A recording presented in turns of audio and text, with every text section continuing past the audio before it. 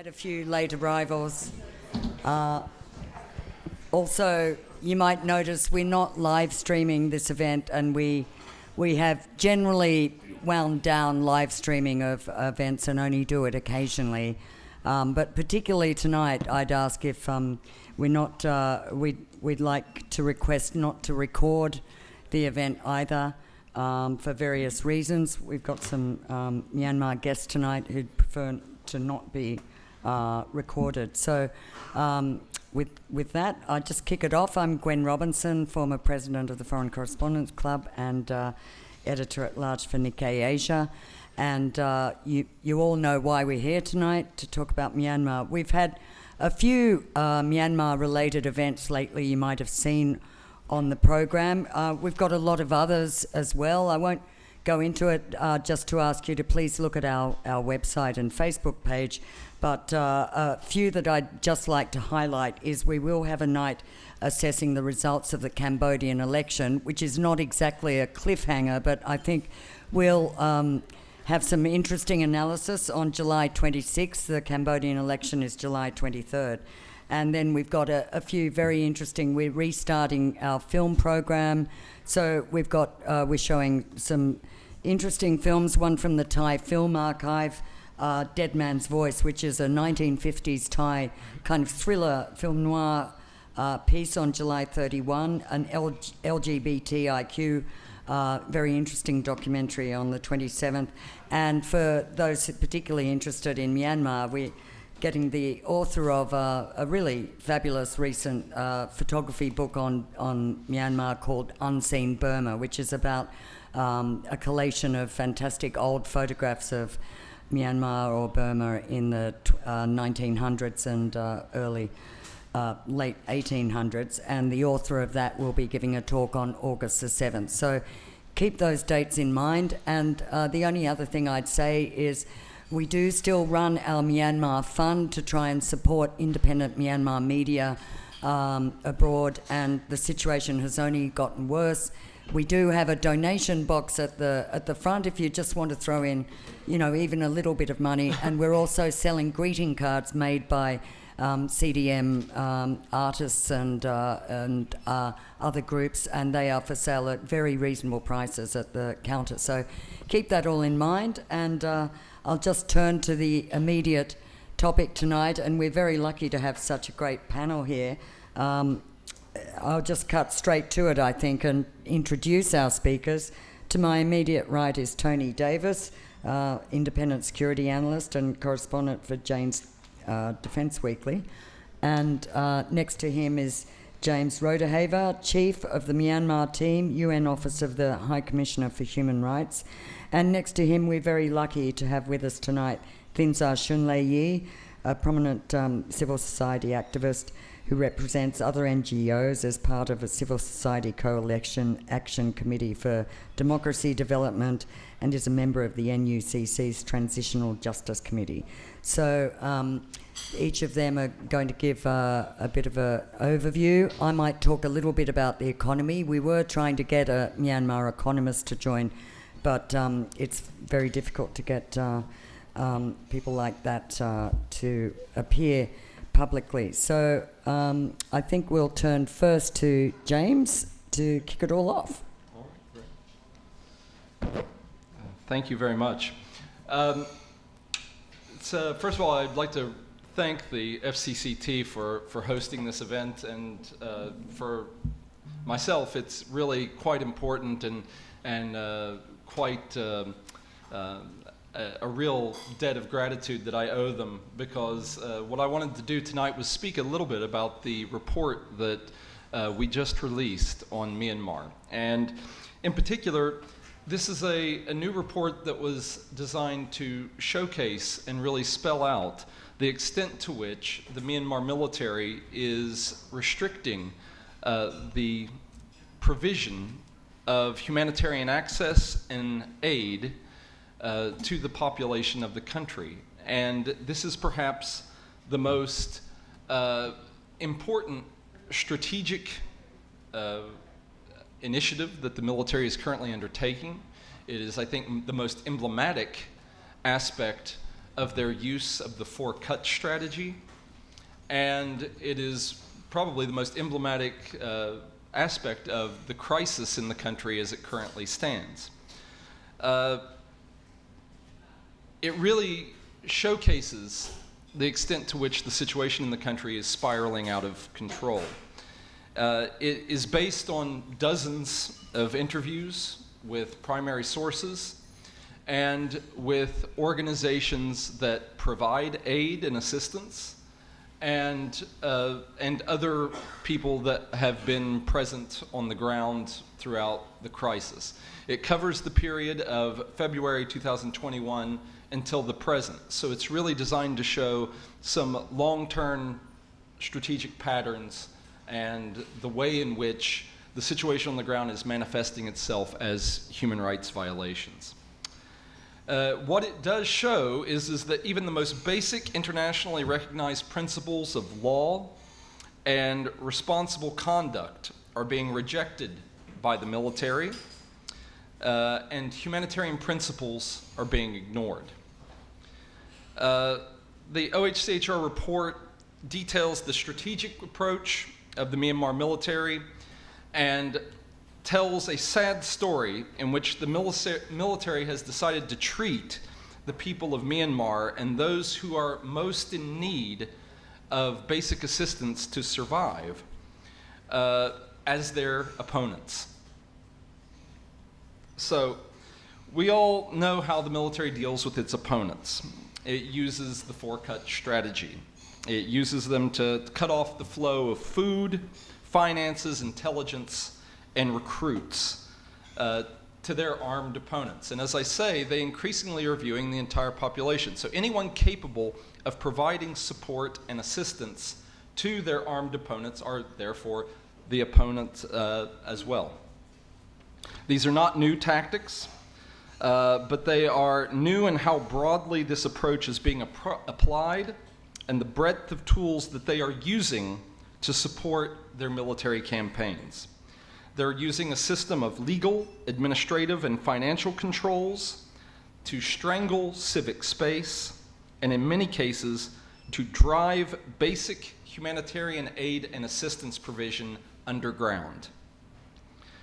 The military has long used the draconian administrative and legal regime to restrict the flow of humanitarian assistance and access of aid providers to populations in need, effectively influencing the way groups are prioritized, where the aid flows, when it's delivered, and this violates the core humanitarian principles of humanity, impartiality, neutrality, and independence. The report details how humanitarians are massively constrained, both by the administrative and legal constraints they face, especially in terms of the issues of registration and how they influence all aspects of logistics and operations, and the insecurity created both by the threat of criminal action if they operate without registration, and being treated in military operations as if they are the opponents of the military. So the military began this initiative by enacting unilaterally amendments to the registration law for organizations and associations. They have linked the registration process to the ability of organizations to bank and to receive funds. They have also linked the ability to import and to clear aid and goods through customs, and of course to obtain travel authorizations in order to access areas where people need the assistance, so to actually deliver the assistance that they exist to provide. And then finally, they are utilizing the judicial and legal system, because any organization that does not register cannot operate legally. So they have criminalized the process of delivering assistance if they are not registered under the military's administrative regime. And of course we know the way in which the judicial system has been operating, which is that so far that people charged with operating illegally are convicted. I mean, I believe at this point there was some very interesting information. This is not detailed in our report, but I would just say that the recent ICJ report that noted that out of over 5,000 criminal prosecutions of individuals for conduct linked to the resistance movement, there's been one single acquittal out of, as I say, over 5,000 cases. And the judge that acquitted in this one case was removed for acquitting. So, it shows the degree to which the judicial system and the legal system has been weaponized. Further, the report details how the military has been using the four-cut strategy to target civilian populations militarily. And of course, the way in which they are launching these operations and offensives is to target civilians, to target populations that they view that could potentially support or provide food or financing or a source of recruits for the armed opposition. And of course, the way in which they have dealt with civilian populations are through cutting off communications, imposing mobile data blackouts, making it almost impossible for individuals to warn one another whenever the military is moving into an area. This dramatically impacts the ability for basic civilian protection measures to be applied. They have imposed a series of checkpoints, using them as locations and strangle points for, of course, checking registration documents, delaying movements and restricting movements within areas, and then, of course, to arbitrarily detain, punish, or kill. In some cases, the delay of access to humanitarian aid providers at these checkpoints has cut off the flow of aid to the extent to where people die waiting just for aid to be delivered, or in the movement of the injured after or following military attacks. People have died at checkpoints or have lost limbs because of the delay in medical treatment.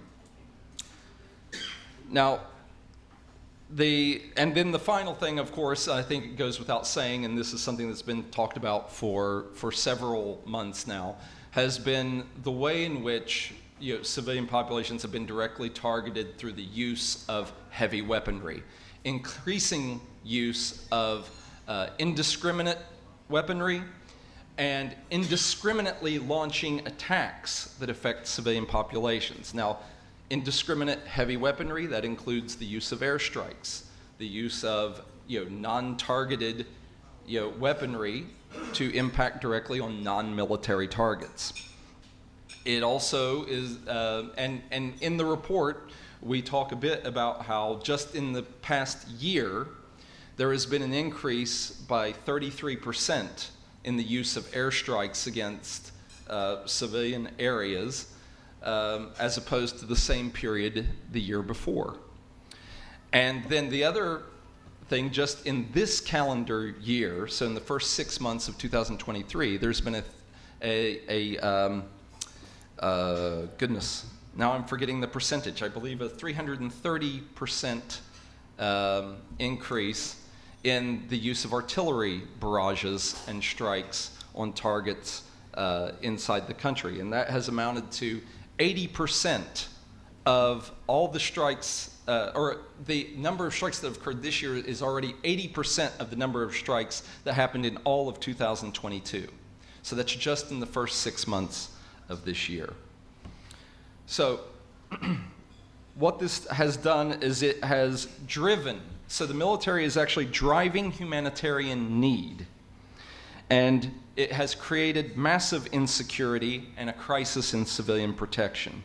It has resulted in 1.5 million individuals being displaced, over 15 million plus in need of food assistance, This, just for example, there has been a lot of discussion about the number of villages that have been burned. There have been the report talks about over 70,000 villages that have been intentionally burned, and this includes crops, arable land, food stores, and seed banks. So we're talking about deliberate campaign of destroying food sources. And then lastly, another key trend, of course, in all of this is the deliberate targeting of humanitarian aid providers themselves. And this includes not only the killing of individuals, their arrest and prosecution of aid providers, but also in the deliberate targeting of protected locations, so hospitals, medical vehicles, and other protected sites, such as schools or religious sites. So, restrictions to access in and of themselves are violations of human rights and international humanitarian law. Military violations that impact humanitarian aid providers also result in serious human rights violations and violations of international humanitarian law that may amount to crimes against humanity and war crimes. Taken in tandem, these result in violations with a massive impact, in particular, on the rights to health and to adequate food. The military's supporters in the region and on its periphery can see clearly that the military is neither interested in resolving the crisis nor willing to de-escalate.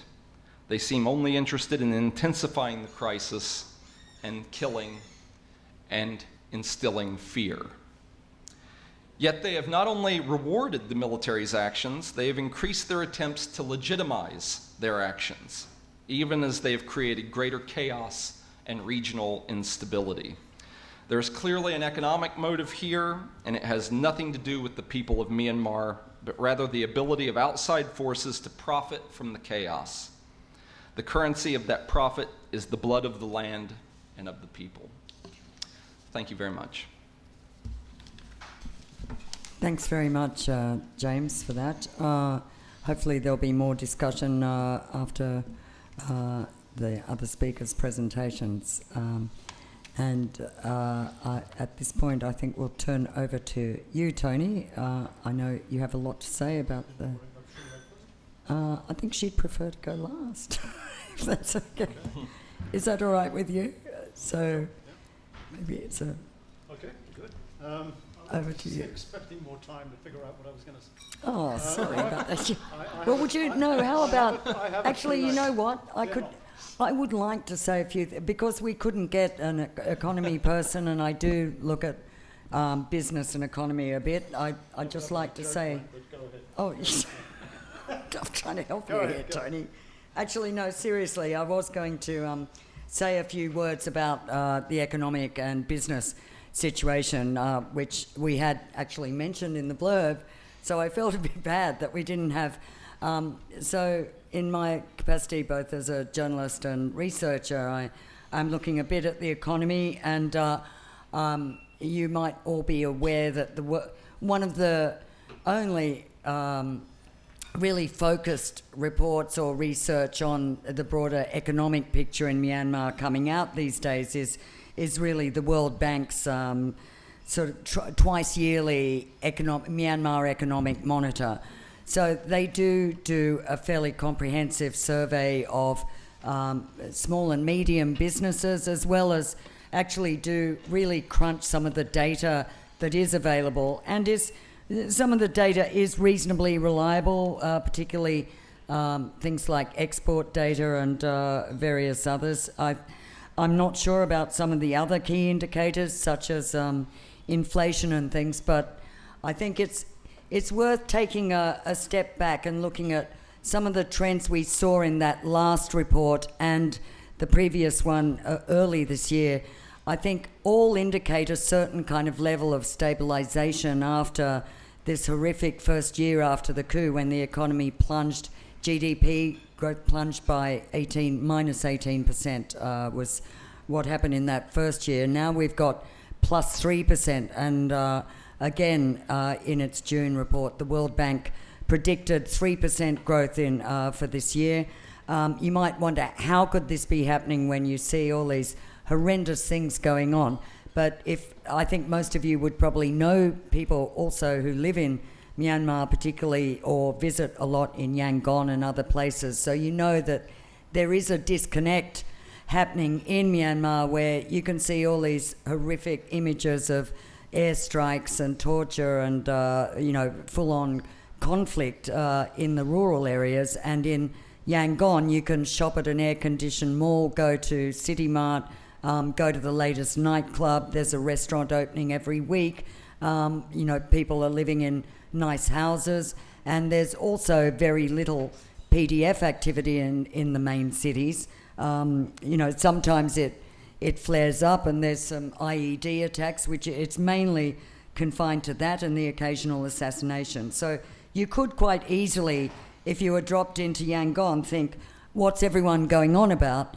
And in fact, I think the control of information and the brutal, savage crackdown on independent media means that a lot of people can live in a bubble in Yangon. But also, I think the research and figures from WFP, UN OCHA, and others suggest that the levels of food insecurity are alarmingly high, and more than 50% of the population at this point has not enough to eat, and some are actually way below and getting to a very dangerous level of food insufficiency. So you've got this mixed picture, and I think what's particularly interesting about the economic figures that you might see in things like the World Bank report and some of the other, very rare reports that really just focus on the economy, is very uneven patterns if you look inside and beyond the headline figures. And as I said,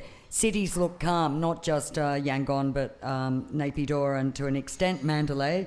But again, there's some activity that flares up sometimes, IEDs and assassinations. But broadly, what we're really looking at is economic collapse in some of the key conflict areas throughout the country. And as I'm sure Tony will go into, it's getting pretty wild, particularly in vast swathes of central Burma, and then the peripheral states up in Kachin, Karenni, where nearly 2/3 of the population is displaced, Karen, which is constantly suffering airstrikes. So, definitely what we're looking at in the rural economy is like probably near collapse in some areas. But when it comes out in the wash to these headline figures of, say, a nice 3% growth every year for the last 3 years in Myanmar, that's all averaging out with the really crisis situations in the provinces, kind of offsetting some of the headline figures. The other thing that's happening is that, even though we can see a huge spirit of resistance still in Myanmar, I think, the figures do show that initially striking workers, a lot of them are going back to work. They just cannot eat or afford to feed their families if they don't. Some parents are sending their kids back to state schools, which were largely boycotted in the first year. And, you've got these kind of, also the World Bank reports that inflation has greatly reduced and is now only 14%. Well, that is off a huge base of like 20% and a way above. And in fact, again, in rural areas, you'll see that prices of even basic commodities are extremely high, much more than they would be in Yangon or other cities. So again, this is an average, and that's the point I'd really make, is I think the economic figures are bearing out what we all know, which is a kind of fragmentation of the Myanmar picture with extreme violence, stress, poverty, despair in some areas, and this sort of weird, surreal normal in, I think, some of the main cities. So that's all I'd say on the economy before handing over to Tony. Thank you. That gives you time, doesn't it? Yeah, I had it all. I got it all You've sorted. worked it all out. Yep, it's all sorted. Okay. Could you pull the First- microphone towards you because it's nowhere near. My thanks to the FCCT for the invitation. Last time I spoke here was in February. I think it was on February the 1st, so it was the 2-year anniversary of the coup. And one of the key words that I used in a brief presentation then was the word trajectory. In other words, not looking specifically about what's happening today or this week, but rather where's it leading. And in the 6 months since then, I've been surprised by how, in my assessment, the trajectories have been actually quite striking, quite clear. What we're dealing with here is a very dynamic situation as far as the military side of this goes. So when I hear, or more often read, the word stalemate in journalistic offerings from around the globe, I get quite irritated because what's happening in Myanmar is anything but a stalemate. And I think if you look at the 2 years 2 years plus, a little bit, since this conflict has been going, and then you compare that with other protracted guerrilla conflicts in the region, it is, again, quite remarkable how things have developed in the short space of 2 years. So if you look at the War of the Viet Minh against French colonial power in the late 40s and early 50s, that was an 8-year war. And it started in late 46, early 47, and by 49, things had not changed that dramatically. The same thing applies if you look at the war in Cambodia between 1970 and 1975, which again was a communist guerrilla war. And that lasted 5 years, but by year 2, you would have been hard pushed to see a lot of change on the ground. So, and bear in mind that those were both conflicts where you had resistance forces being organized by a communist party, one organizational center, and where there were significant inflows of weaponry from external sources, neither of which obviously is the case in Myanmar today. So in short, what I've been looking at in the last 6 months strikes me as actually quite remarkable. So what I'm going to do is talk briefly first about the resistance and then about the Myanmar military. In terms of the resistance, I'm struck by very major changes at all levels, at the tactical level, at the operational level, and at the strategic level. So tactically, there's no doubt in my mind that the most important driver of change has been, and I've written about this at some length, has been the introduction of a whole new generation of weaponry.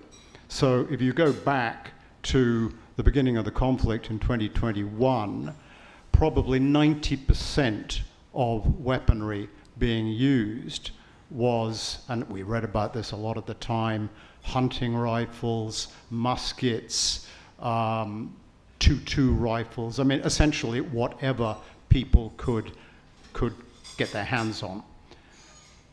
At that time, probably 90% of weapons were in that category. Today, it's about 5% probably. And the other 95% are, to a greater or lesser degree, modern weapons, assault rifles in very large numbers coming from different sources, but also support weaponry in terms of grenade launchers, RPGs, and increasingly even mortars. So there's been a big change. Now, you could argue that some of these weapons are of not great quality, but I think that's not the point. There are weapons that are of good quality because a lot more now are being captured from the military than was the case before.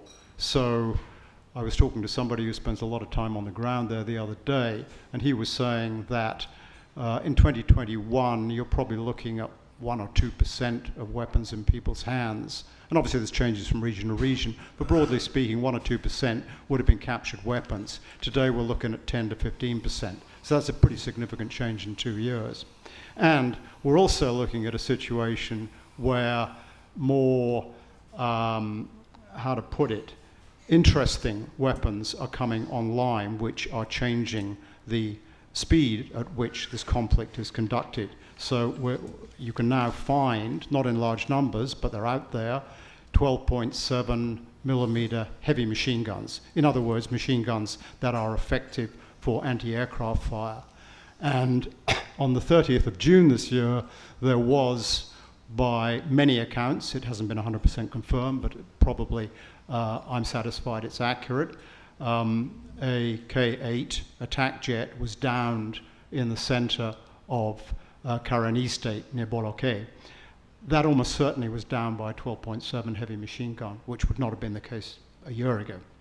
And also being captured are 120 millimeter mortars.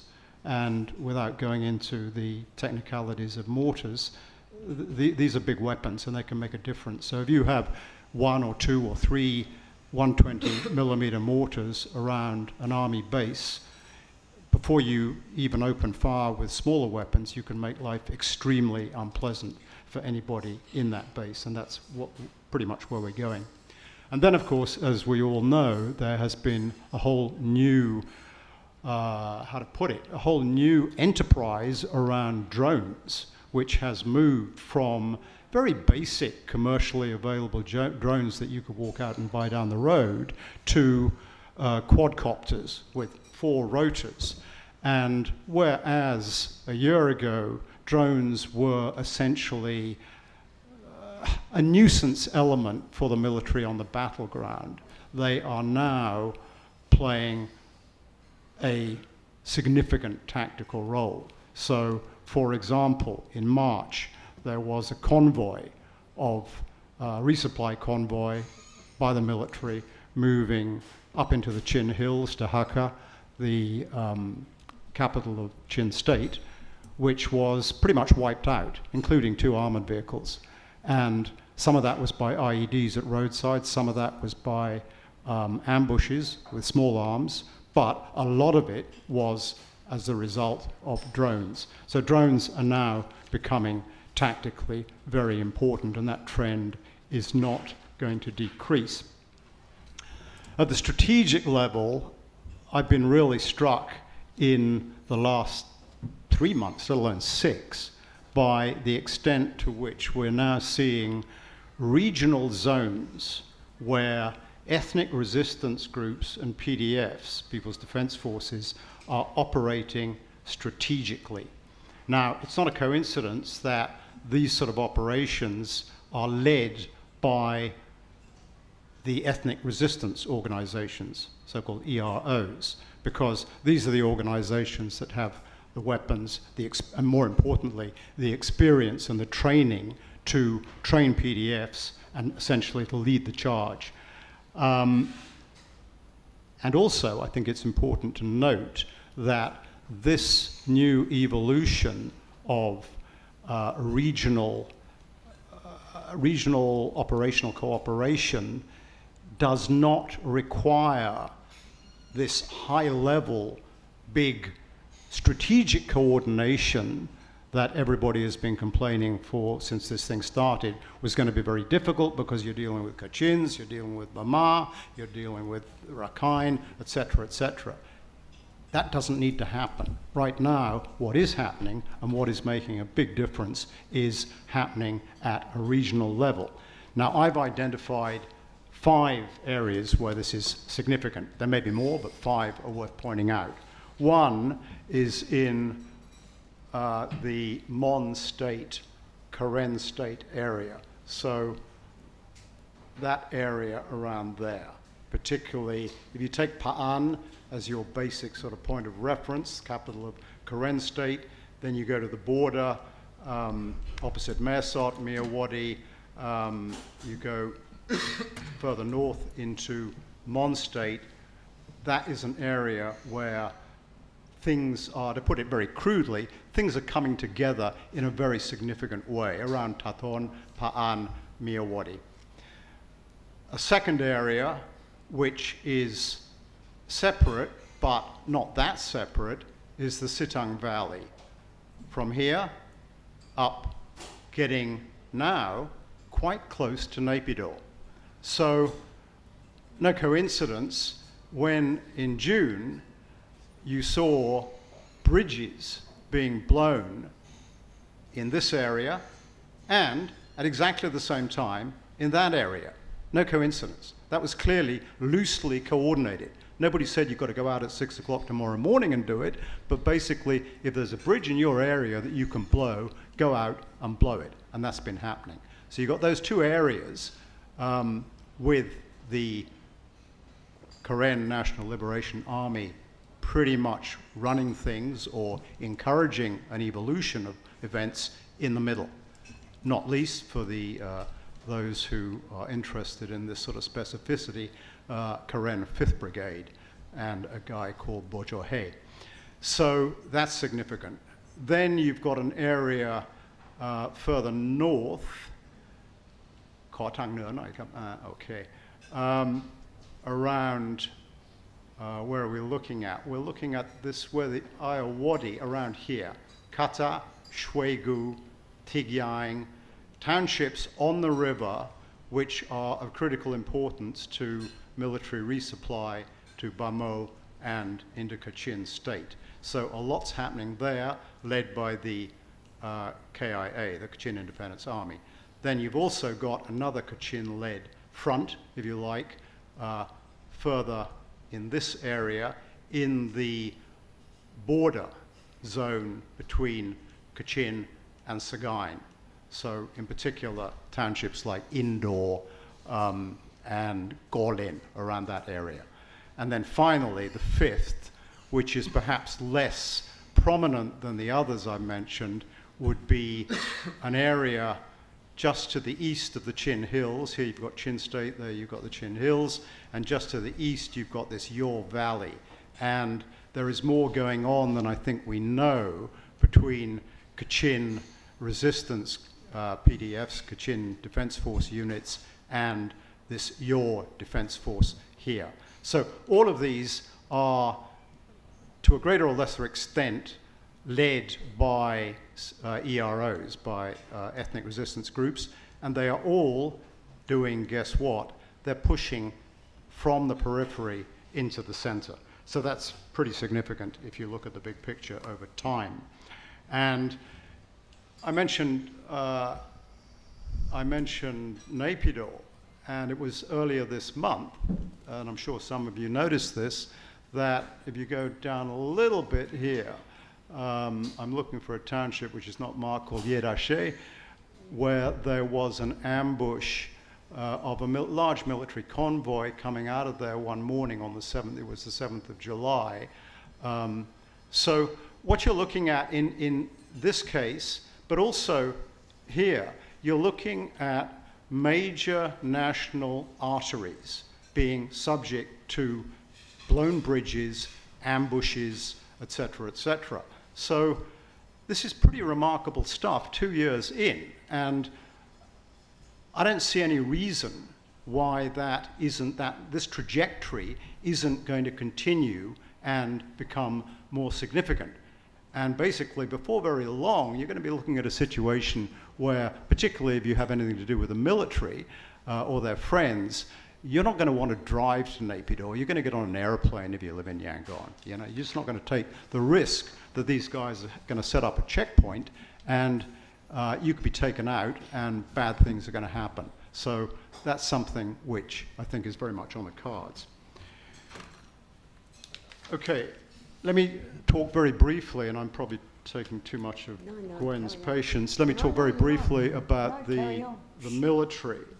And I was sort of thinking about this this afternoon, and I thought, you know, in the interests of balance, it would be nice to be able to say something that, at least from the military's point of view, reflected a little positivity here. But I couldn't come up with anything. I mean, these guys are really in deep trouble. The overarching point is that they have now fallen back onto the defensive strategically and tactically. So in areas like Sagaing and northern Magway, where, as we know, and as James pointed out pretty graphically, horrific stuff has been going down, the trend is that we're seeing now fewer of these army/militia pew sortie raids into villages where they'll go in, kill, burn, loot, etc., etc. That appears, it's probably a bit early to say definitively, but that appears to be a trend which is declining.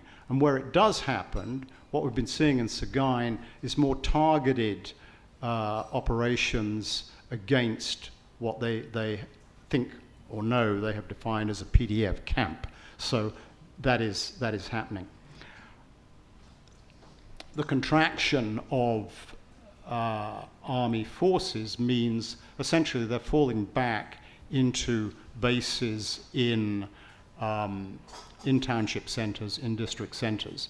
And those bases are largely reliant on, at any given moment, on rings of mines, which are a problem, and also on artillery, which James referenced, and again is an important factor in that. But the overall trajectory is contraction and hunkering down.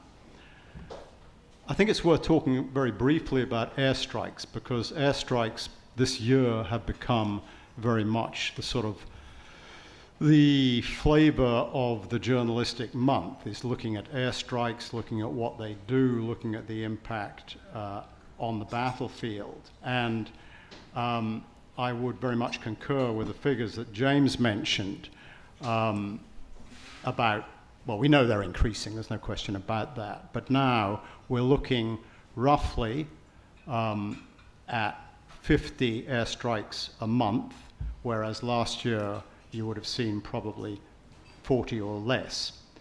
But I think what's interesting to look at is actually what the impact of airstrikes is.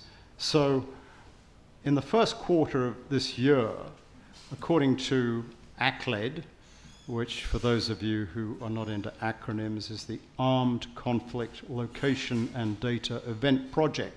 So they really get into the weeds of what's going bang, where, when. According to ACLED, first quarter of 2023, there were 146 fatalities as a result of airstrikes, which is so specific that I've got to believe it's true.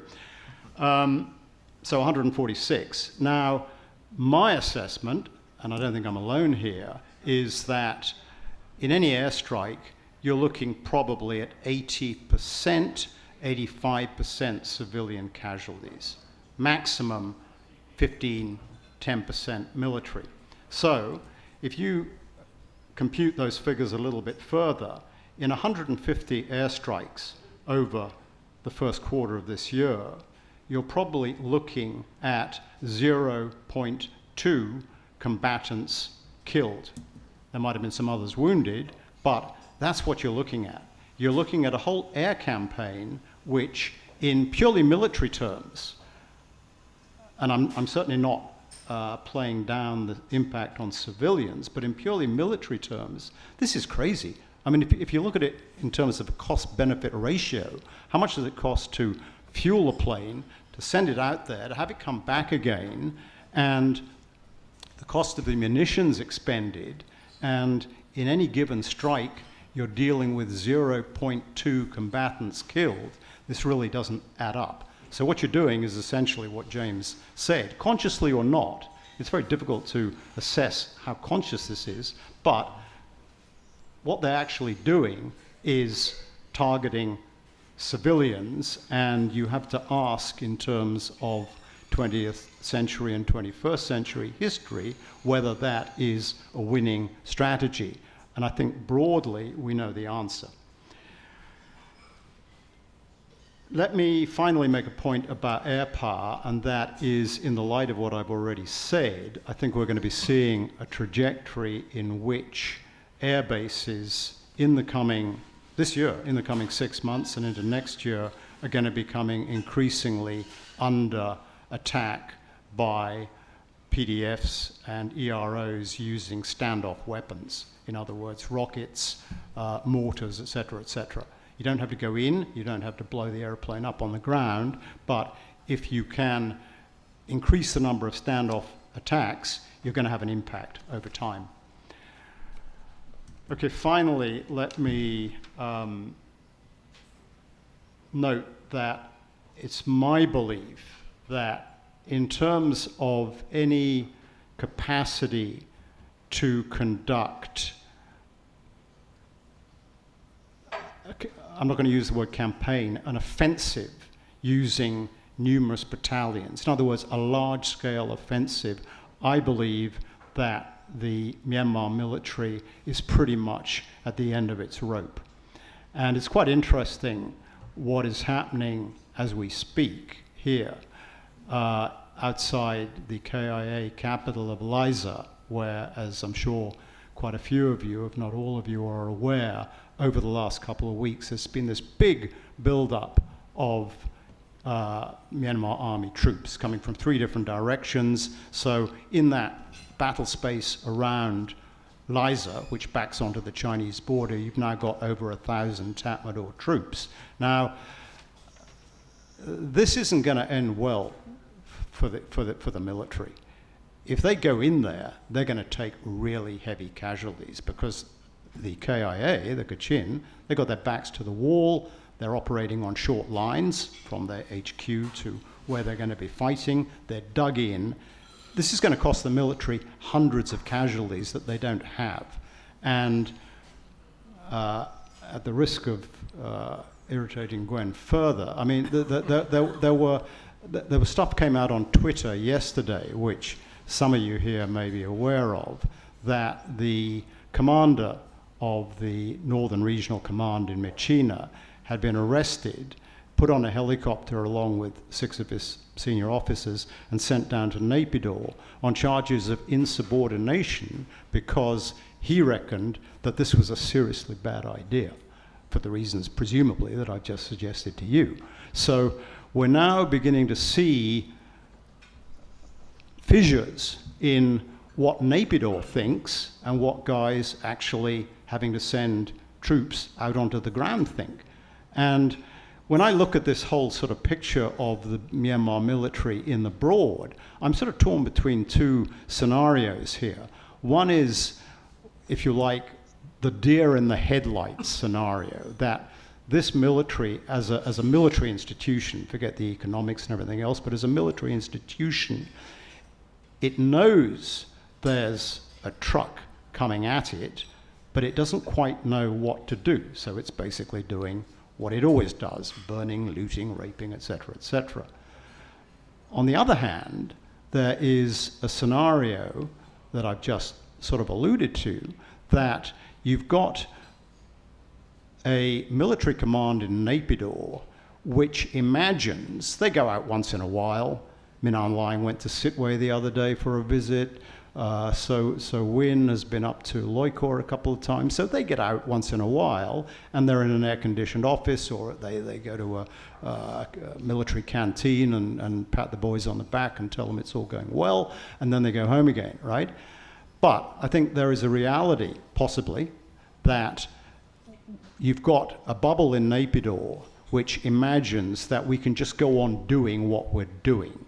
Right? We can work this out in terms of the terrorists, quote unquote, in the hinterland, and once in a while we'll do what we've always done, which is to do a big offensive against one of the EROs, and life hasn't changed much. But now, if you have, and the report that I mentioned, it's on Twitter, so I wouldn't believe it, but it's a possibility. If you have regional commanders who are saying, what the hell are you talking about? How can I launch an offensive when I don't even have enough troops to defend the district centres or the township centres that you've tasked me with defending? This doesn't add up. I'm running out of men. So at that point, we're in very, very new territory. And yeah, I think I'll leave it there, because what I've suggested, I think, this evening is that trajectories are very much moving. And we're now in the rainy season, but the rainy season last year really didn't have any effect on the tempo of operations. And I think that's going to be exactly the same this year. This year, in terms of that tempo, the operational tempo may be heavier this year than last year. Because if we know one thing about the Tatmadaw, it is the men who run this institution, they've all come up through divisional commands, through light infantry division commands. These are guys who have had their noses in the blood and the mud. And they are not going to do some sort of a quaint deal with ASEAN diplomats, or anybody else for that matter, to get themselves off the hook in a way that doesn't suit their interests. So I think, unfortunately, what we're looking at, in as far as we can see, in the coming year or maybe two, is a lot more conflict and a lot more suffering.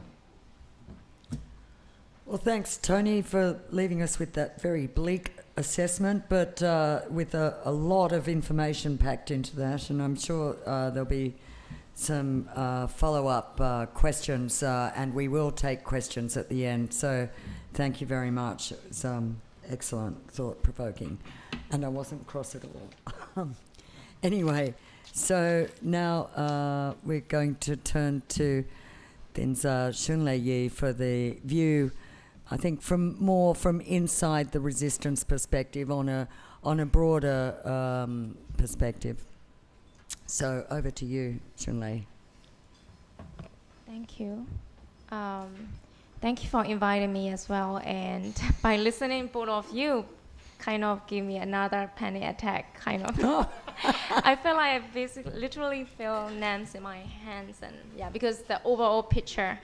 And that also conclude the fact that, situation in Myanmar is not improving, right? It's stay the same.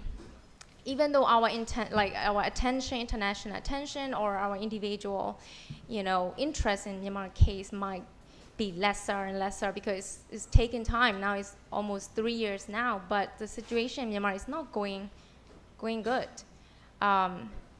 So I felt, they are also as a young generations, and we have to keep hope to keep up this journey, and we have many things that we can be hopeful. And I like to give a presentation about what keeps us going and what are the important updates from our end stuff. So at the same time, before I begin, I think there are some important dates that we all have to remember, because already 3 years, nearly 3 years. So this coming August 25th will mark 6 years anniversary of the Rohingya genocide.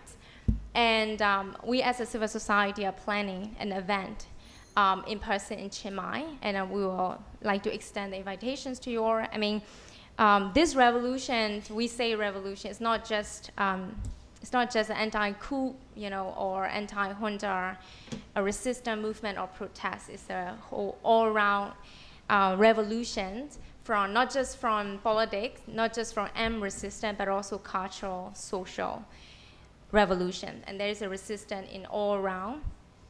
So at the same time, this month, 24 July, will mark a year anniversary of the 4 activists being executed in prison. Ko Jimmy, Ko Kyoziado. So there will be a round of protest and activities for that. And as well, I like to, using this opportunity, I like to give my tributes to my colleagues, my comrades who was recently executed, called Minpo Maha. He is a young student, activist, student union leader, and he was jailed, and he was charged with 4 articles. And recently, from Dai U prison, he was taken out with the in the early morning in the prison car, and then they commute to another prison. There was an accident on the way, and then they were worried that these prisoners would go away. like ran out, so they just shot them. So we heard 7 people got shot down in that accident, and 4 of them are confirmed dead, and 1 of them is my friend, and who is working with us in the ACDD, Action Committee for Democracy Development. He's still young, so I like to pay my tribute. These are what's happening almost every day. Like, I work in General Strike Committee, and we always, like, almost every day there is a report that one of the students got arrested. Would you please take down their accounts and stuff? We have to deal with this every day. But at the same time, they're always, whenever these things happen, like people like us, always hearing these news, we always remind ourselves with what we are doing and how it was in the past 10 years, how it is different, and why we are doing what we are doing. And when I think of our ambitions and then the goals that we are going forward, I feel a lot hopeful than in the past 10 years, to be honest. Because people say in the past 10 years, we had a democracy, and of course we can do business well, we can access internet better and stuff. But in the last 5 years, to be honest, I felt shit, like totally depressed, and I didn't even vote in the past election because I felt like, there is a bit disenfranchisement in Rakhine State. I stand in solidarity with them, so I didn't cast my vote in 2020 election. And there was a genocide in 2017. So I felt that era is the worst ever in the history. So now it's not. So James was presenting about war crimes, crimes against humanity, and we even had a genocide in Myanmar. So now is a time that we are trying to change things, we are trying to change our minds. So we can be hopeful with what we have right now, even though there are a lot of casualties. Of course, all these crimes are not new. But what new to me is all these resistance.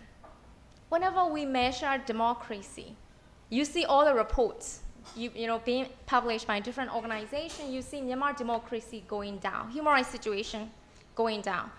But also, we need to acknowledge the fact that people are still resisting. People are still trying to reclaim their space digitally, online, offline. We need to give the power to this, to these movements, these resistance. We need to measure the democracy index from how many protests are being organized every day despite there are bullets flying around.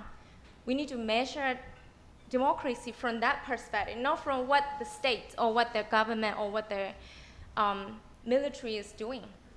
So I feel I've been hopeful because there is protest almost every day. There are people still committed to what's happening. Recently there is Daw Aung San Suu Kyi met with the Thai Foreign Affairs Minister, and there were questions arising, a lot of questions to me. How do you feel? I felt, what, is that a consent to you? No, it's not a consent to me. It's not a consent to many of us, especially young generation, because we thought through it since before we declare all sort of revolution. We already knew that might collide with what Aung San Suu Kyi was saying, or like there will be some leaders who say, no, don't do this. No, we have thought through this, and that never was a consent to us because we already set our goal and we already in the middle way.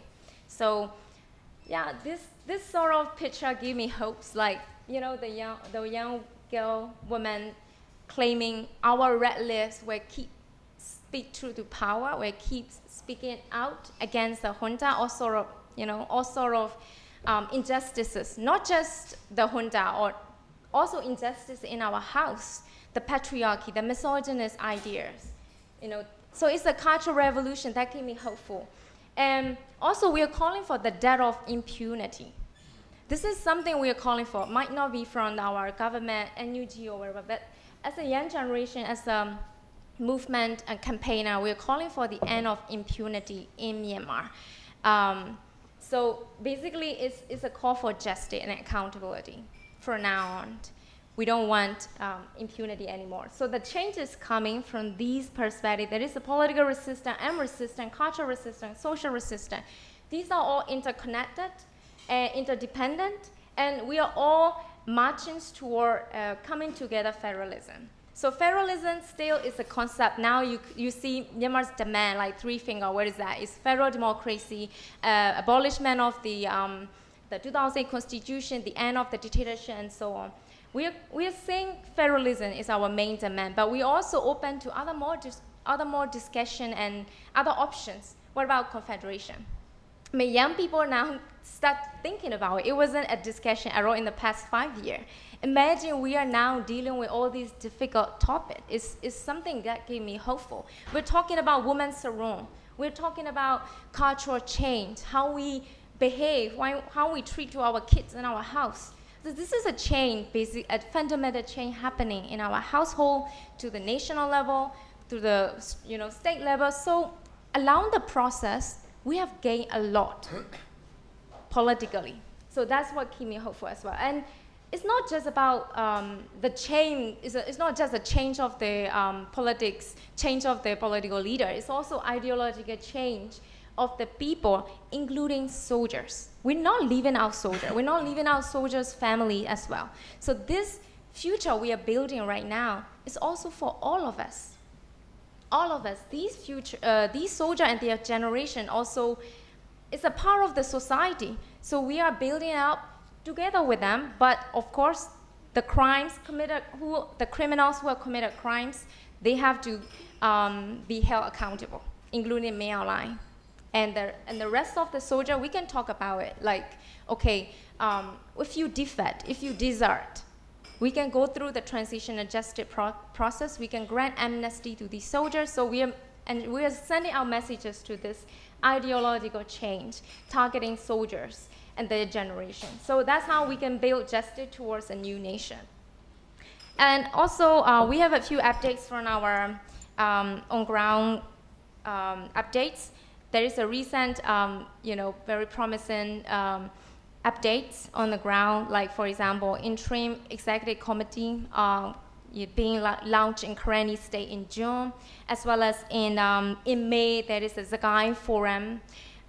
You might have heard of it. It's a Zagai region. It's a bit Burmese control, like most of them are Burmese majority, and now they are convening themselves as a forum, Zagai Forum. They're talking about their own political leadership in Zagai region. Never happened before. They're talking about a possibility of forming a Burma state, because Burma is everywhere. I grew up as a Burmese person, like a major ethnicity, but I never know I'm an ethnic person. I never acknowledge that. I feel like I'm everywhere. I'm the whole nation. But the other ethnic citizens and then, everyone, they felt they have to kind of protect their own identity and so on. But Burmese, they are everywhere. So now the Burmese people now come together, talking about limiting their power, limiting their control in the country. And there is also a discussion on Magway as well. There could be a Magway forum soon. So we need to look out and help and support them. As well as the Defection Forum, Defection and Defiance Forum recently happened in July. It's the first ever gathering among the defectors in Myanmar, including soldiers and police, also their spouses. Gather together, talk about how we can mobilize more defection, more desertion, and more defiance inside the military institution. So these kind of developments are gave me hope and keep going.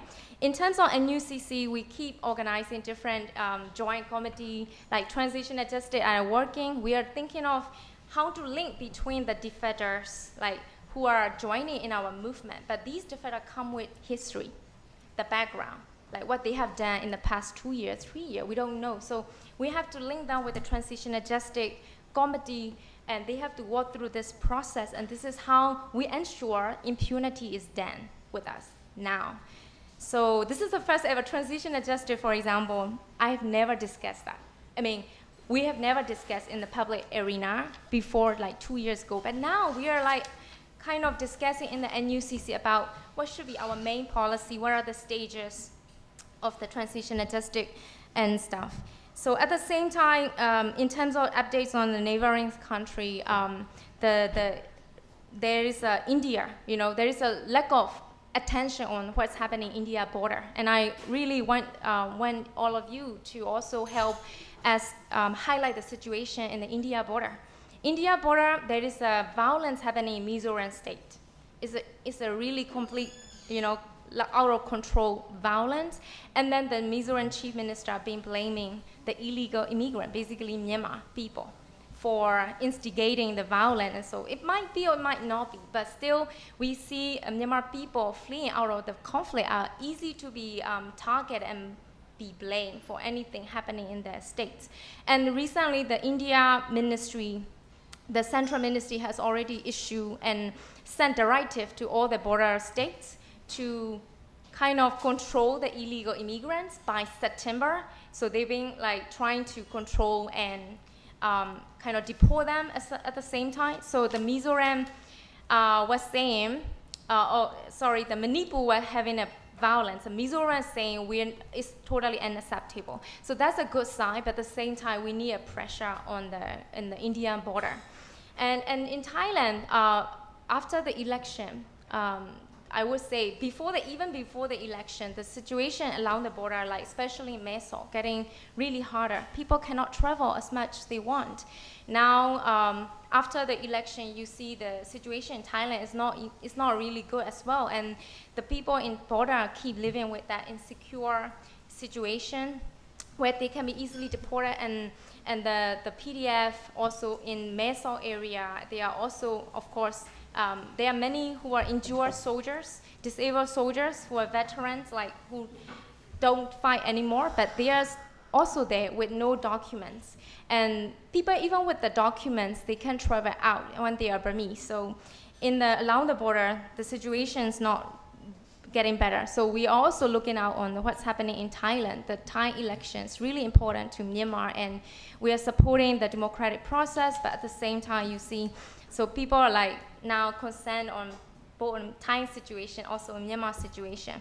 So in my last note, I'd like to give you the latest update about the young people, from the young people. I'm not you anymore, over 30, but we had a sort of gathering among the young people to meet with it's the first ever meeting with the ASEAN ambassador, Indonesia ASEAN ambassador, who is now head of the ASEAN Envoy Office.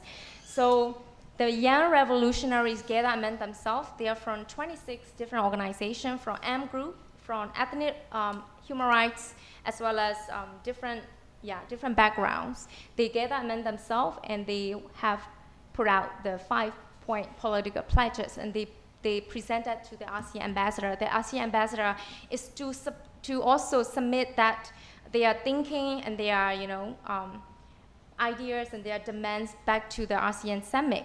So these are the 5-point pledges, the political pledges the young revolutionaries put out. Is first, to eradicate all forms of dictatorship, including military dictatorship, and then release all political prisoners, support civil disobedience movements, and want to ensure abrogation of the 2008 Constitution, and establishing Federal Democratic Union, and opposing chauvinism. So in each of the points, they have their set topics. The first, in the eradicating all forms of dictatorship, they want to pursue a just transition. We had a reconciliation process in the past 10 years, but it failed. And we all agree that because it was a lack of justice mechanism in the transition. So any sort of reconciliation without justice, without addressing justice, will be a failure. And to release political prisoners, to complete abrogation, and for the establishment of Federal Democratic Union, the young people have laid out these strategies. We have to draft and approve Federal Constitution, and we have to establish an autonomous state constitution and government, and which is already happening right now. And for example, in current state, they already have their own government. Now, currently claim they have their own government. They're trying to form their own government now. So these state-level constitution and governments will eventually be the coming together, federalisms, where they ensure full autonomy and self-determination. And also to repeat the 1982 citizenship that exclude minority, especially Rohingya, and to restrain the military from future political involvement. So military, to ensure military is out of the politics, that's also in the Federal Union. And opposing chauvinism, they have identified 4 key points: to combat oppression based on culture, faith, and sexual orientation, promote diversity, inclusion, empowering younger generation in leadership positions. Now, you see young people everywhere. They are like 60% of the population in Myanmar, but when you look at the cabinet in NUG, there are only 2% who are under 35 as a young person in the cabinet. So we are seeing the lack of leadership position for the young generation, even though they are on the ground, leading, being killed, being tortured every day, and leading the revolution, and advancing gender equality, empowering women. So these are the 5 key points the young people have. I think now they are going to meet with many other younger generations from other different groups, and they will be using these 5 pledges to push forward for the international community advocacy, especially ASEAN.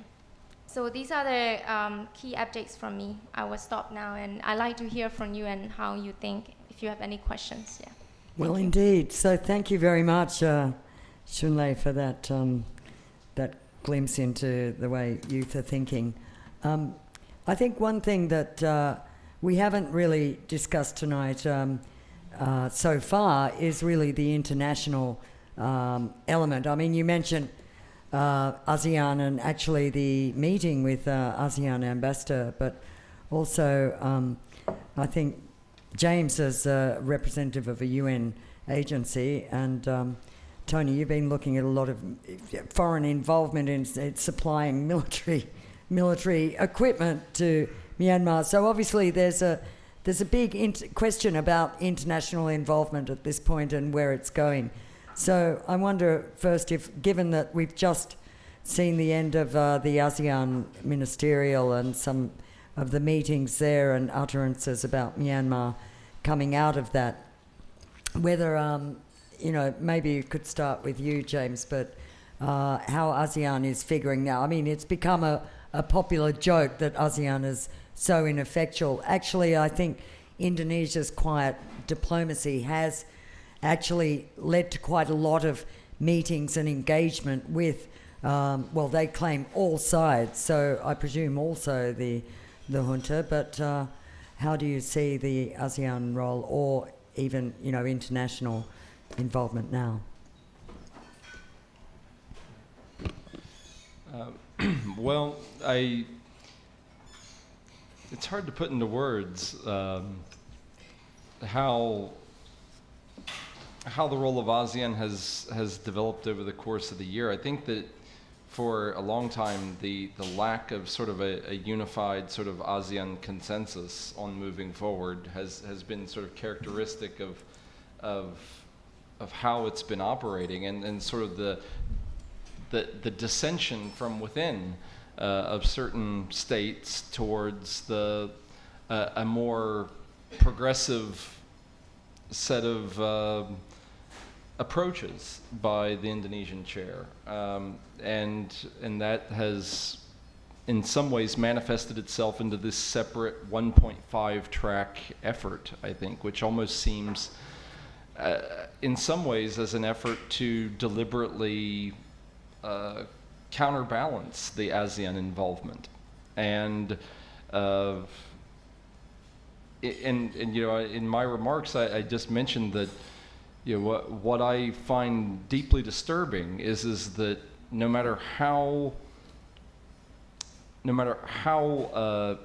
intensive the military's rejection of any sort of international principle or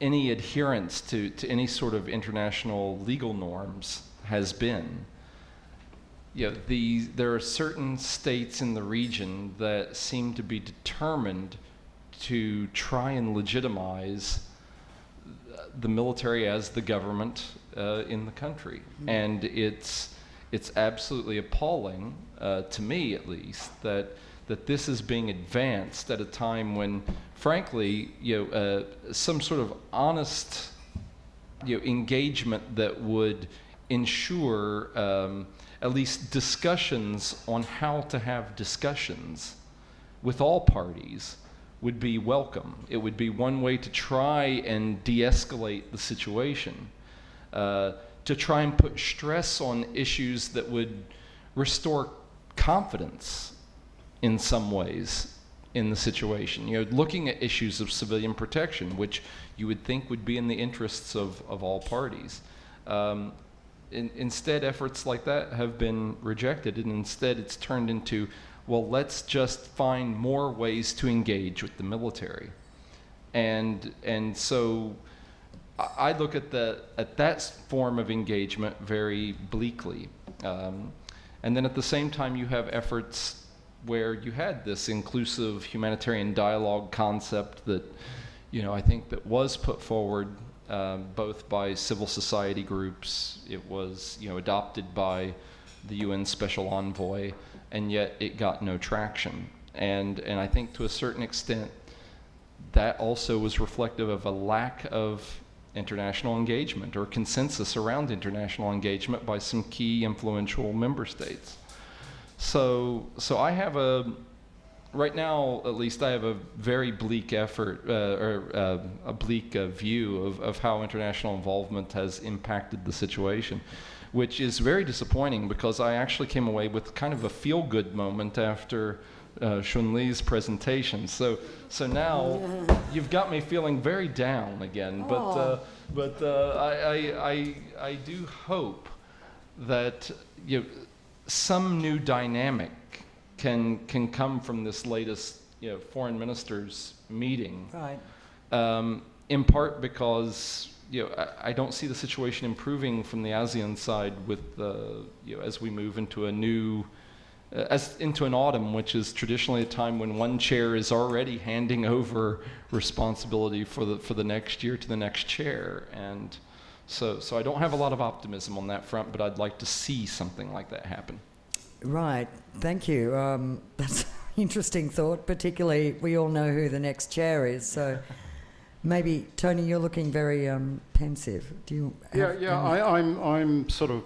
I've been struck a long time by the extent to which the ongoing intricacies of ASEAN dialogue and who's the chair and who's going to be the next chair and et cetera, et cetera. I mean, I'm struck by the unreality of this whole thing.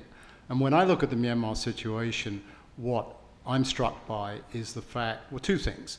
One, Pandora's box is open. This isn't going to be, nobody's going to put this back in the box and de-escalate and da-da-da-da. It's not going to happen. The other thing, which from Shunlei's presentation, it didn't remind me of it because I knew it already, but it sort of re-injected it into my mind.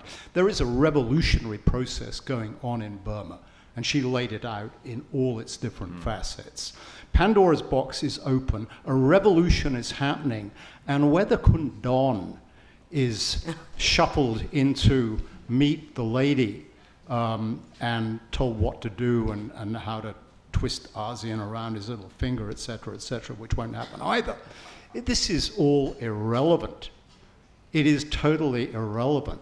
There's only one thing, as far as I'm concerned, which outside forces need to do, and it's not providing weapons, because what is striking is, from a military perspective, is the way that in 2 years this thing has got as far as it has without any arms pipelines from anywhere. This is Burmese people of different ethnicities standing up and engaging in a revolutionary process. This is inspiring stuff. I hate to sort of sound a little bit sort of, fluffy-minded, but I haven't seen anything like this, and I think we should be very much aware of this. So, for me, the only real thing that the international community should be doing is, as much as possible, to mitigate the impact of what is happening, of this revolutionary process, on civilians. As much as possible. And if that involves ASEAN, great. If it involves other outside players, great. That's the only thing. Otherwise, the Burmese are going to sort this out on their own. And I think from what I said and also what Shunlei said, this is only moving in one direction. It's a matter of time. These guys in Naypyidaw are coming down. How long it takes, whether it's another 2 years or another 3 years, We don't know. But there's no happy ending for these guys. They're not going to put this back in the box. So that's me on international involvement. Thanks, Tony. That wasn't fluffy at all. So, yeah. And Shunlei, do you have any thoughts to add on that? Regarding ASEANs, basically I quit the advocacy on ASEAN since 2014. But then, after we organized ASEAN Youth Forum conferences, I went to Indonesia and then I gave up advocacy on this. But then in 2019, and of course in the coup, I have to get back on that track because I felt they are neighbors. Like talking to India, talking to Thailand might feel really, upsetting, right? Sometimes you can really talk through, they are like, it's already there. India, for example, I'm really angry at them. But, we can't just ignore them because they are there. We can choose our neighbors. As you know, they will always be there. So it's important that we invest our time and energy talking to their generations.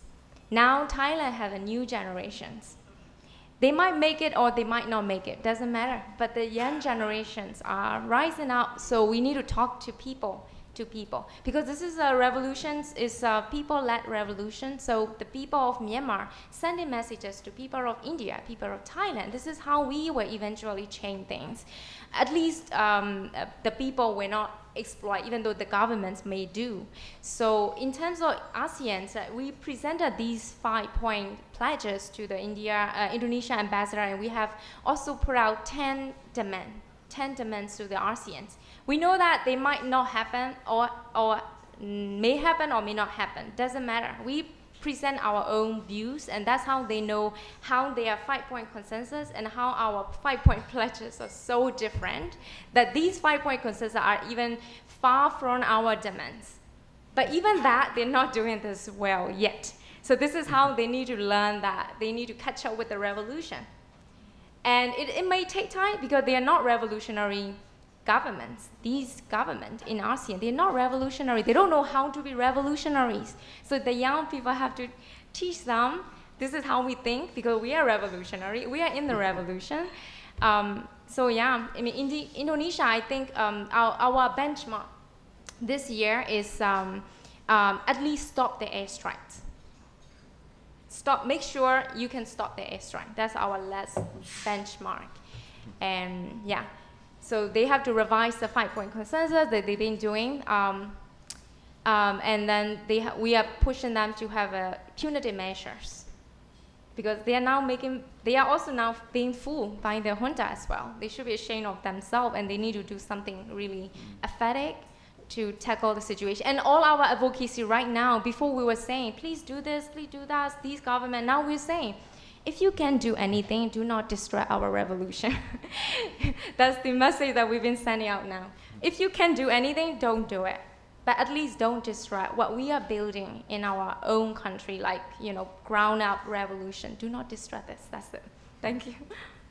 Thank you very much. I think we have some time for a few questions, and anyone is invited to ask questions. We have a microphone up there.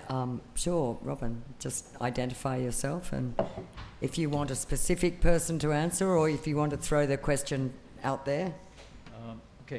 Robin Shell, member of the club. You give the impression, and I'm sorry I can't hear everything, but you give the impression that you think in the long run the resistance and the revolutionaries will win. My question would be, what do you think will be the reaction of China, who might be more interested in supporting the military?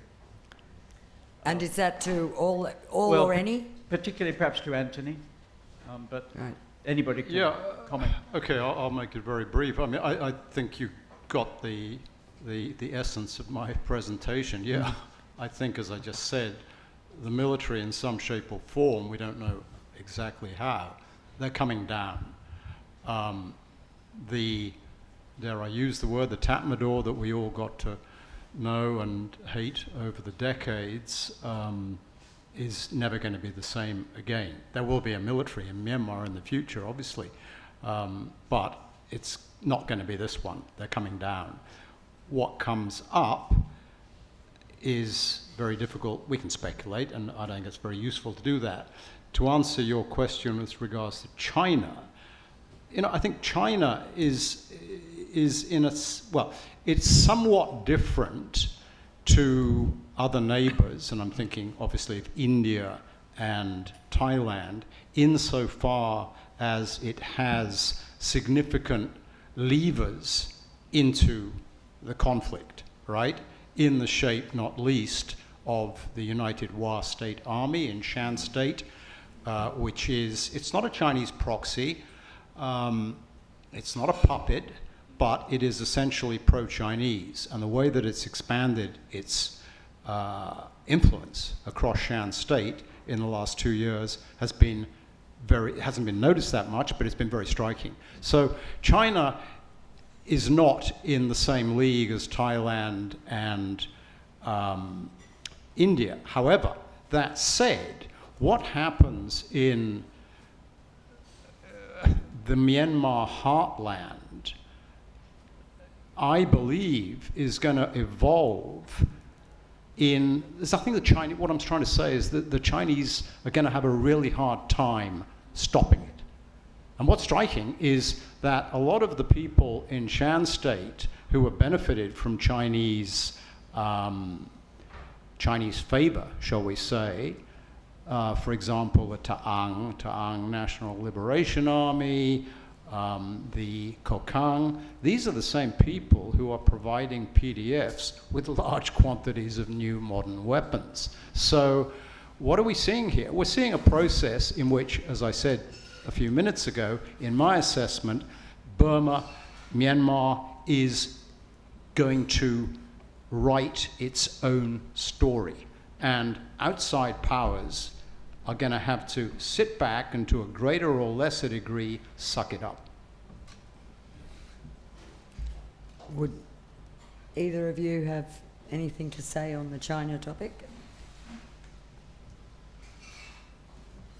I would just hope that eventually the countries of the region, particularly China, would look at stabilization and look at what needs to happen and to support efforts that would actually stabilize the country as a way to stabilize their economic interests, to stabilize the variety of infrastructural interests they have in Myanmar. And increasingly, that is not going to be the military, because they are not interested in stabilization. And that's what makes the current dynamics so frustrating, because the people supporting the military seem to be inured of the fact that the military is doing nothing to try and stabilize or de-escalate the intensity of the violence that's impacting so many millions of Myanmar's people. And so eventually you have to just hope that they will recognize that and they will help to deal with that problem. Fair point. Yeah. For me, I'm more concerned to India than China, because China and Russia are always like that.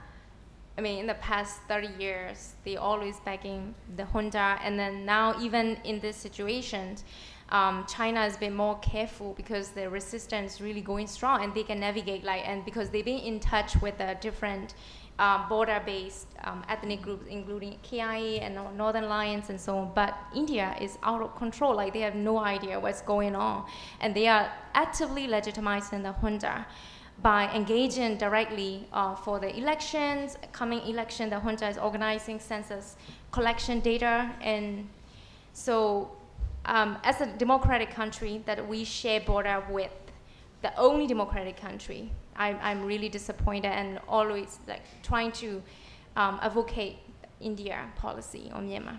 Mm-hmm. Thank you. And Chris. Okay, Chris Bruton, member of the club. A couple of questions, if I may.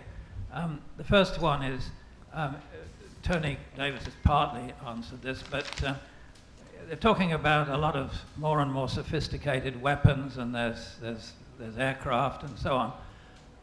where are these coming from? And more important, who and how is paying for them? Because, you know, war is normally about money, and if you run out of, we know too well in Ukraine, how you have to keep on supporting the money. So where does the money come from? Is it that we are supplying it through buying the gas to supply the Tatmadaw, and is it the narcotics that is supplying the resistance? Where does the money come from, and how is it going to continue to last? That's my first question. The second question is about the Tatmadaw. I mean, these people we used to know Myanmar on an ethnic basis. There were the Burma people, and then there were the minorities, and then there were the Rohingya, you know, these different groups. But it seems now that the Tatmadaw are fighting their own people, aren't they? I mean, most of them come from rural areas. They must have fathers and mothers and wives and sons and daughters and so on. What's the relationship? Maybe our Burmese colleague could answer this. What's the relationship between the Tatmadaw people and the rest of the population? Because are they killing each other? Is it a kind of, because it's not really like in Cambodia, where the conflict between the different Khmer groups was mainly from a political point of view, but there doesn't seem to be much politics in this case. So these are my two questions, really. First of all, financing the war, and secondly, the relationship between the different Burma people, because I presume the Tatmadaw is virtually entirely of Burma ethnic origin rather than any other. Right. Thank you. Thanks, Chris. Good questions. First up, maybe. What, we taking the second one first, or? No, he suggested that you, as somebody from Myanmar, might want to talk about the Tatmadaw. So about the financing, I think our other colleagues can also share about how the financing of the war and so on. But I will talk about the relationship between the Tatmadaw and the other populations. And most of the Tatmadaw recruits are from Sagaing and Magui, I would say, because I was from Sagaing. I was born in the dry zone, Anya region. And most of them born to become soldier or teacher. It's very typical Burmese career that we have. Even myself was born into a military family. And my father served in military for more than 20 years, and he retired in 2008 and so on.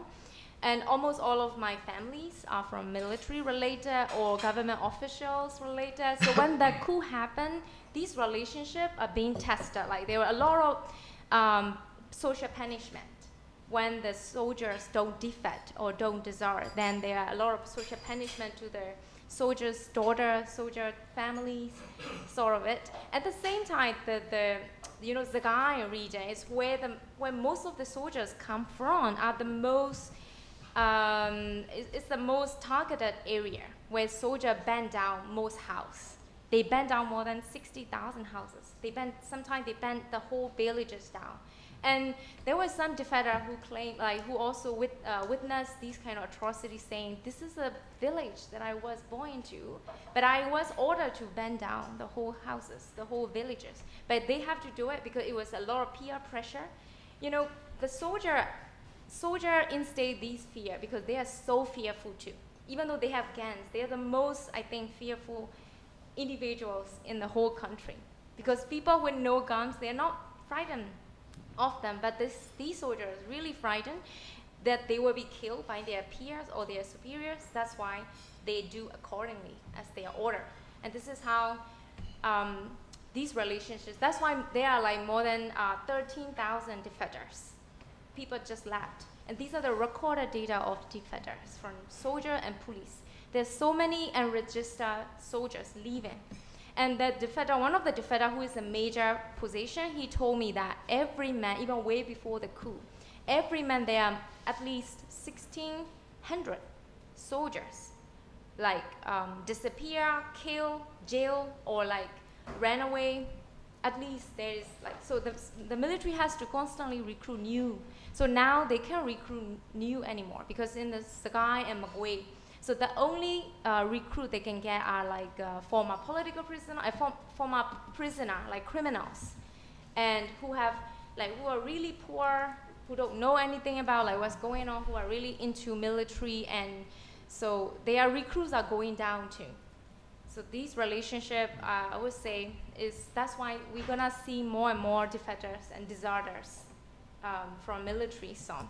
And it was not a public information yet, but the NUG People's Embrace has told us in a private meeting that they have recorded 14,000 defectors who register them officially. So there may be many more on the ground too. So that's how we are saying the military is going down, because their soldiers are also opposing them. And these defectors are not just leaving the military, they are leaking information. They are giving intelligence to NUG, and they are also publicly advocating against the military and their ideology. So this is how I feel this revolution is so promising. Yeah. And is that figure both army and police? I mean, military and police? 14,000? 14,000 police and the military all combined. The Combined. Police are more number. Yeah. Yeah, on the weapons thing, well, two things.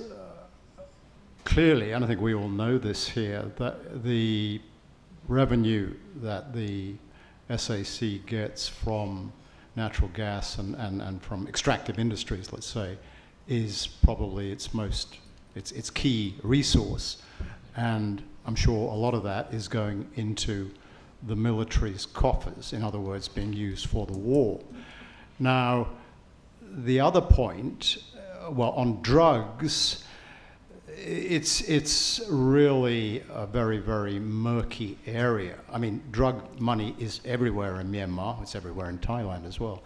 But it's everywhere in Myanmar. How much of that actually is being funneled into the institution of the military for purchasing whatever weapon systems is a question which I'm not able to answer.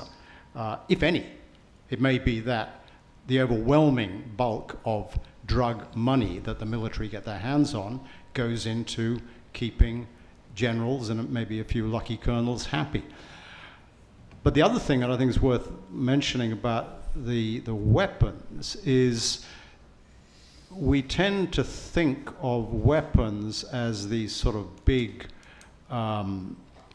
systems, right? Particularly, well, obviously, jet fighters and helicopters.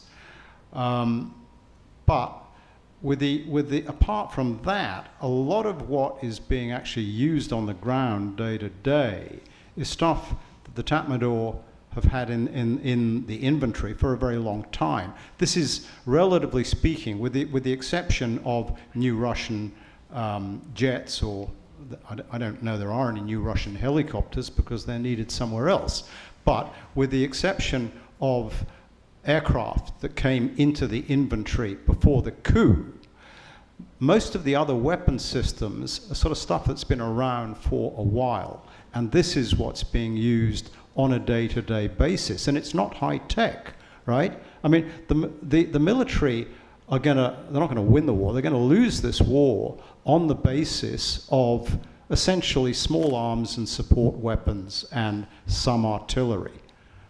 That's about it, and there's nothing new, or they don't need to be making new purchases from China to get new artillery systems. They've got enough, and it's not really going to dig them out of this hole anyway. As far as Russia goes, as we know, Russia is busy. They've been getting stuff back from Myanmar in terms of parts of tanks that they need to push into eastern Ukraine. So, yeah, I think that on the weapons thing, in a nutshell, it's oil and gas. And who supplies the resistance then? Your question is related to money? Who's supplying them, or where does the money come from? Well, Shunlei just threw out one good answer to that question. I mean, Myanmar people are coughing up lots of money. I don't believe that any other state actors are pushing money into black market purchases. It's a low-tech war. So has it cost, it's cost tens of millions to date, but I don't think it's cost, it certainly, as far as the resistance goes, it hasn't cost hundreds of millions. And some players, for example, the United Wa State Army, or the TNLA, or the MNDAA in Kokang, they're selling weapons at very reasonable prices. So if you want to buy a not so good Chinese copy of an M16 on the Thai border, you're probably paying $3,000 to $4,000. If you want to buy a copy of a Type 81 assault rifle, which works and will continue to work for quite a long time, you're going to be paying a third of that. And you don't have to go to the Thai border for it. You go to somewhere close to Mandalay. So I don't know whether that's a sufficient answer to your question. It's complicated and I don't have all the answers. But what I would say is it's a low-tech war and it's going to continue to be that.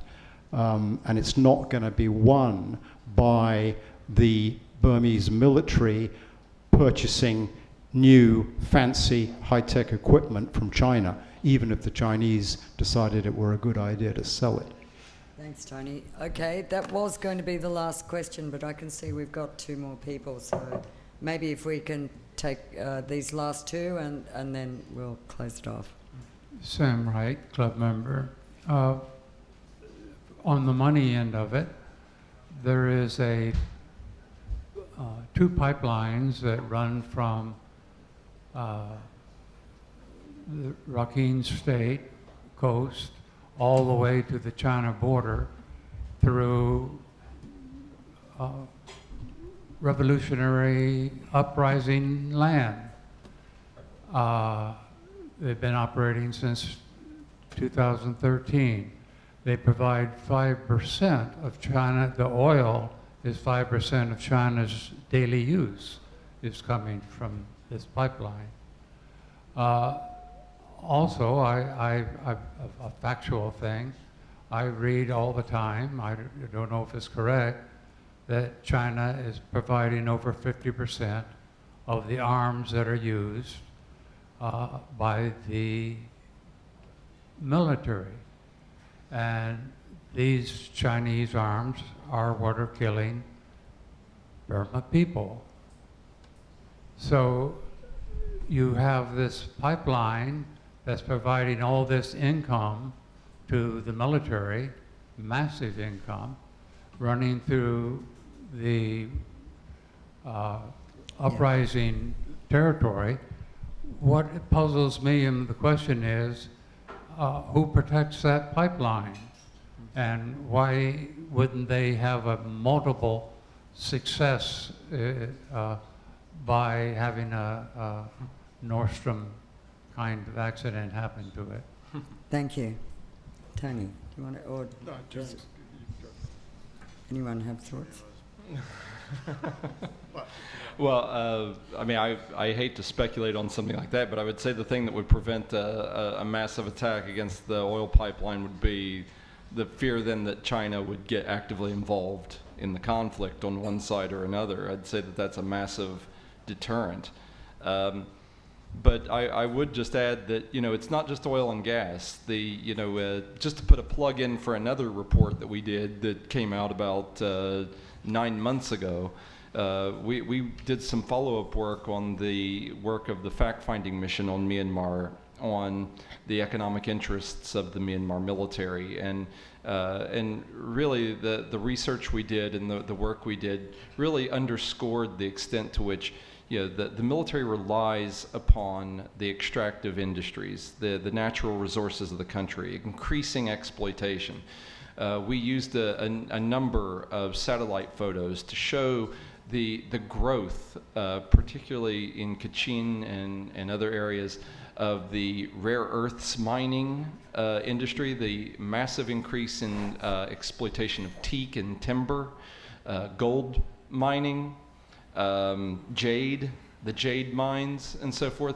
There are a lot of companies coming from neighboring countries, I'll say, that are getting the rights to extract these resources at huge cost, and they are paying for it in foreign currency. It is the foreign currency that is then being used to purchase the weaponry, because the accumulation of chats is not going to be used for anything, because the currency is so devalued. So they need the foreign currency in order to pay for the weapon systems, the maintenance on helicopters and weapon systems, which they don't have the capacity to do on their own, and of course aviation fuel. So those are the sources that you really have to look to as to how that's being paid for. Now, I don't want to be too critical, but just to say that narcotics industry is helping fund both sides of this conflict as well. I think we don't have hard evidence of this, but there is a lot of anecdotal evidence showing that a lot of these ethnic armed organizations in the country are utilizing the narcotics trade as a way to raise funds. They are running human trafficking rings. They are doing illegal gambling, a number of different ways on the black and gray markets to generate income. And some of that ends up benefiting the democratic resistance movement.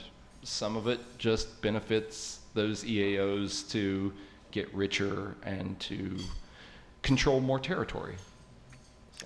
Thanks. Thanks very much for that, James. I think it could also be added, though, that basically, on the narcotics and other illicit activity, when you've got an actual state player, which is the military and the junta, I mean, there's less defensive. Not that any of it is defensible, I suppose, but you are talking about a state that's like getting heavily involved in illicit economy. And the other thing, maybe to add to those excellent publications of your Office of the High Commissioner on Human Rights, if you can find the reports on the website, there's an issue there. You've got to look hard.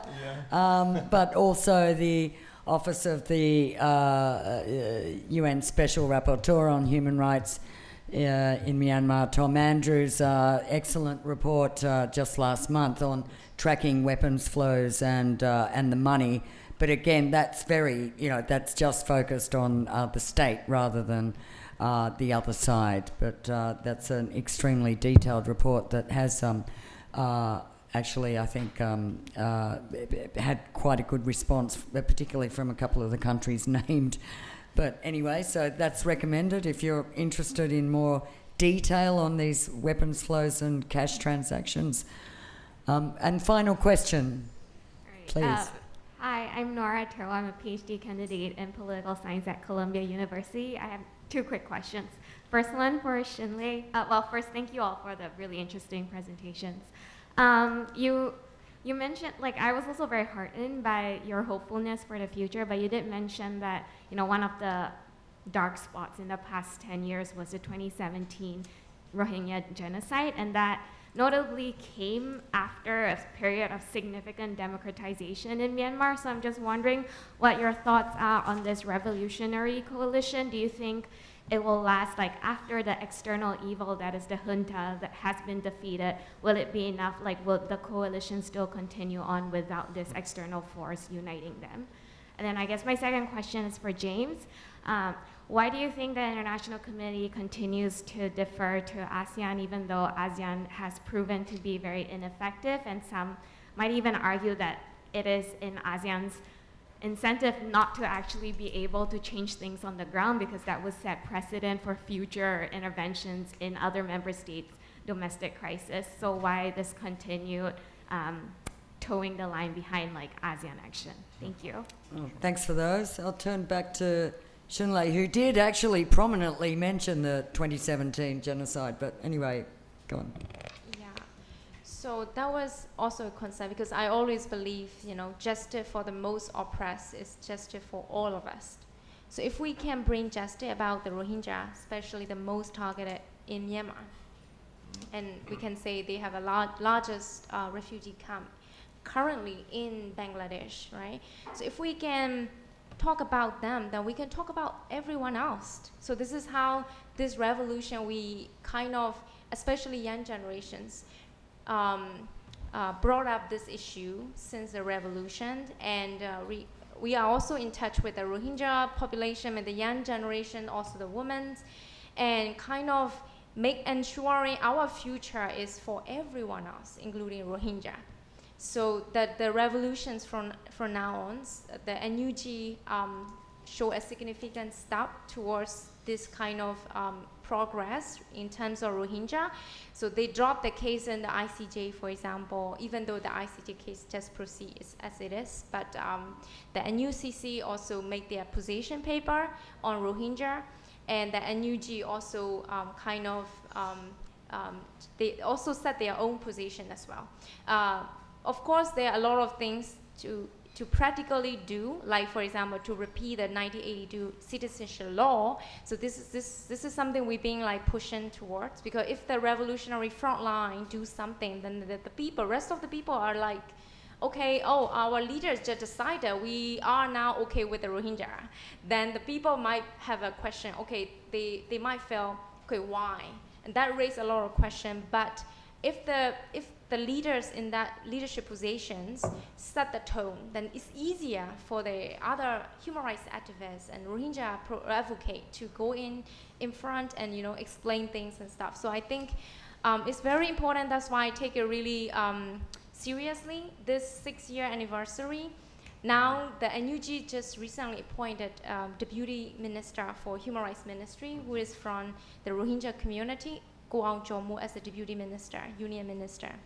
So this is the first time ever that the NUG, in the history of Myanmar, that we had a first ever Muslim cabinet member. So I think, Rohingya is always a test in Myanmar. It's a test to all the human rights defender and the community and the leader and the politicians. I think young generation will not back down, but keep pushing for inclusive future, including Rohingyas. That's all I can say. Yeah. Thank you. And your other question? I would say that the UN and other mechanisms are still really pushing for an ASEAN response, because they know that there is not consensus in the UN Security Council. They know that, and I think that there are senior leaders in the UN system and in some influential states that don't want to tie their political legacy to the issue of Myanmar if there is no way for a decisive Security Council response. So they essentially want to pass the buck to ASEAN, hoping that they will get their act together. It's a sad statement, but I think that because of the, since there are members of the Permanent Five that are actively involved on both sides of the issue, they view that as a far better potential basis for dialogue and progress than simply running their head repeatedly into the Security Council's walls. But that's speculation, but that's my guess.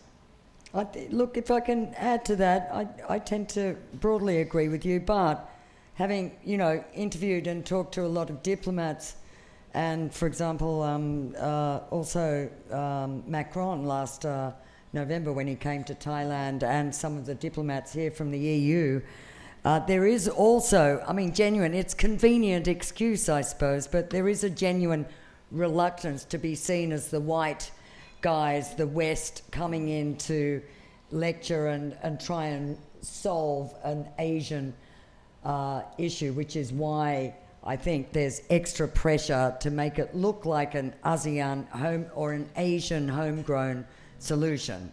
you know, what are the Brits or the Europeans supposed to do? Come in and wag their fingers and say, you've all been very naughty boys, and ASEAN, you haven't been effective, and we're going to... So I think it does put those... But I agree. I think it's very convenient for them that they don't have to try too hard. But there is more sensitivity these days about being seen to come in and impose a solution on not just one country, but in a region like Asia. You know, so I just add that to it. Anyway, so I think we've really covered a lot of ground tonight, and I really want to thank our panellists. It's been a great discussion, and all of you for joining in, and great questions. And please do look at the website, and remember the Myanmar donation box on your way out. If you have some spare change, every little bit helps. And hope to see you at another event. Thank you.